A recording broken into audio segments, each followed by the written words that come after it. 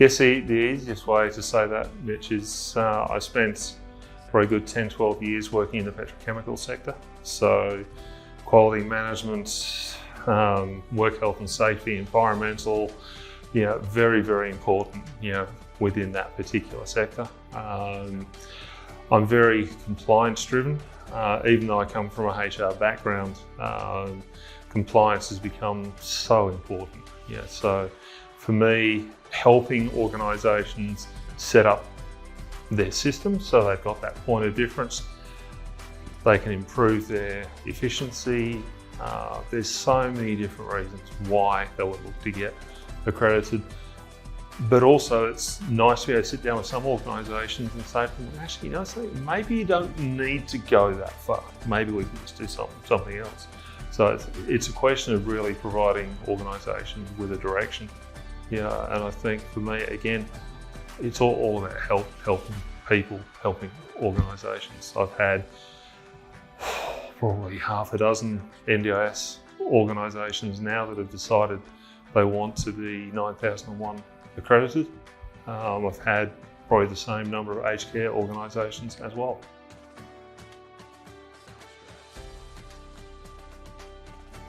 Yeah, what I'm finding is ISO 9001 seems to be where they all start. And then, they'll go through that, and some of them will go away and do lead auditor training courses, and they'll discover that, oh, hang on, there's this thing called ISO 27001 about information security, which the NDIS aged care providers, that is critical. Then you'll get some, I had a referral to me this afternoon for a chemical manufacturer who's looking for becoming accredited in ISO 14001, the environmental standard. So I tend to find what happens is they'll go for ISO 9001 first, and then we'll actually progress on to doing others. There was a client actually in Brookvale that I got through ISO 9001 this year, and they are looking at doing 45001 and 14001 in January. So hopefully not in the same shorter time frame, but yeah.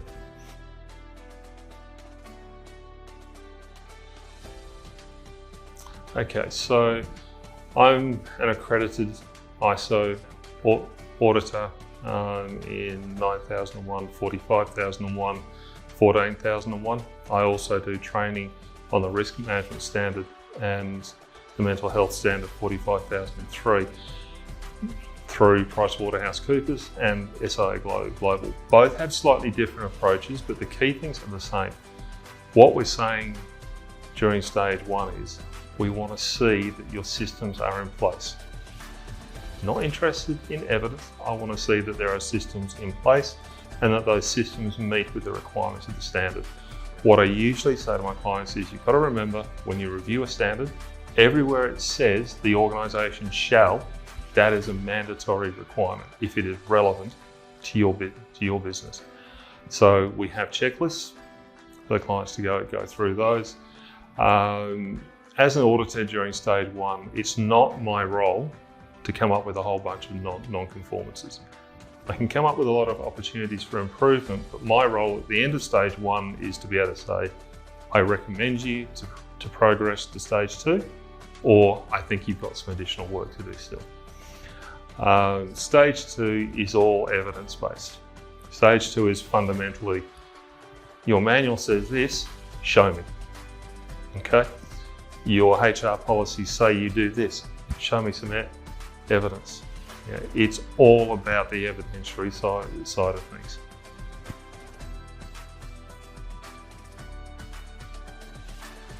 The opportunities for improvement for auditors are a nightmare because we're not allowed to consult. So it's a very, very fine line. So really what we're doing is going through and identifying something that we think they could do better. And that might be, we might identify gaps in their business plan. We might identify that there is a gap in the system, which means we're not gathering all the information on, let's say, suppliers. You've got suppliers coming in. I might say to them, well, okay, do you have a supplier register? No, we just have relationships with our suppliers. I thought, well, do you think it would be a good idea to document the suppliers and maybe do a bit of a review? And the response 9 times out of 10 is, actually, that's a good idea. We should do that. So that's the way I would, because then I'm not consulting, I'm not telling them how to do it. I'm just saying, do you think it would be a good idea? So, again, I keep saying to my clients, I'm not here to fail you. My role as an auditor is to help you get through the process and get accreditation.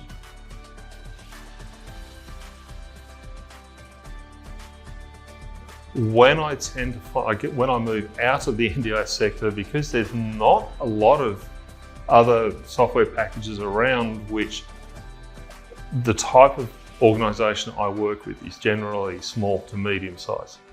So in terms of them, it's probably saving them probably half the time that they would have had to have spent in terms of developing systems, spreadsheets, reporting lines, all of that sort of stuff.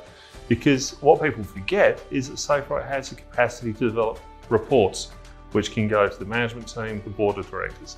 9001 has a major requirement that the management team must be kept in the loop, must have meetings. That's saving hours and hours of time.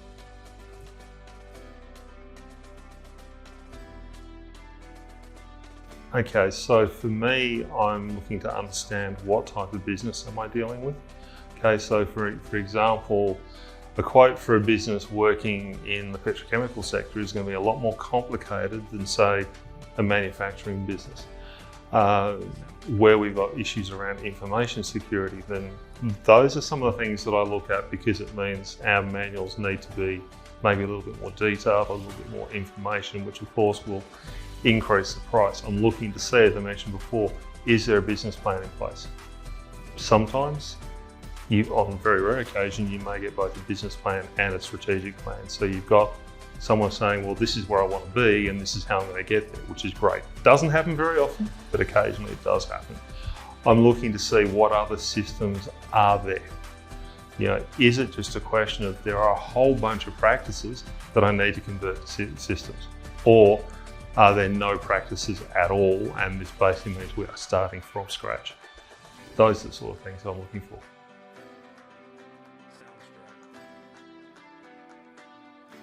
So what I would usually do with my clients is say, look, if there's no business plan in place, I'm happy to give you some structure, and you can go away, write it yourself and save yourself a few grand. That's one way. In terms of developing the manual, I usually find most of my clients, with all due respect, them don't know where to start. You find some of them may say, oh, we need to have HR documents. We can probably write those, and they'll go away and do that. Occasionally, you will get the odd client that will turn around to you and say, just make it go away. Just get us accredited. Don't care what it costs. Don't care what time it takes. Just do it. Again, I've had a few of those this year, but they don't come along that often. Realistically, there's a lot of basic stuff that they can set up. Registers, for example, they can set up. They can actually go through and prepare the evidence. Okay, so it could be as simple as a training and development register. They can go through and set that one up. Saves me doing it. So yeah.